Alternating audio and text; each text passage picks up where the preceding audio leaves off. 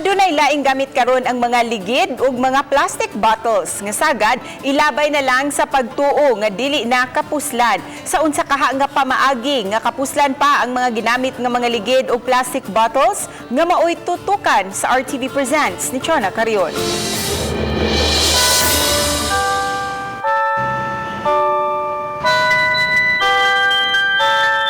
Kinina ang mga manindot nga talan-awon kung mobisita ka sa Talisay Plaza. Kining pagpanindot sa park ug plaza nga himutang atubangan sa City Hall, ginamagikan sa mga basura. Sama niini mga used tires, inay nga itambak ug ipanglabay lang, gipangpintalan kini ug gidisenyuhan. Samtang ang ubang ligid, gitamnan kini. Gani kini nasagad ang imong makita sa Talisay Plaza. Ay, doon ang tayo balaod nga recycling, no? Nya kami, wa mi laing mahimog ka ng lain-lain, magpalit pa biglain nga kuan na, amon kang ligid nga, wa magamit mo, nali among gigamit himuon nga mo, kanang decor diri sa atong plaza.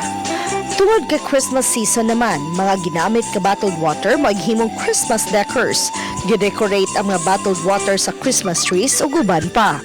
Mato ni Tapio, ang in-charge sa beautification sa parks o plaza sa Dakbayan, nga nakita gyud ang panginhanglan sa pag-recycle sa mga basura. Ilabi na nga mao kini sagad sa rason sa pagkabara sa drainage nga mosangpot sa baha. Kung nalang dyan tayo idea, magamit dyan nato, bisa kaning mga buak-buak nga kuan, kanang mga kaan nga kuan ba. Magamit dyan nato, kung naan, ato lang dyan buhaton ba. Ang amo na dyan kinala, suporta lang dyan. Dagantag mahimo sa basura.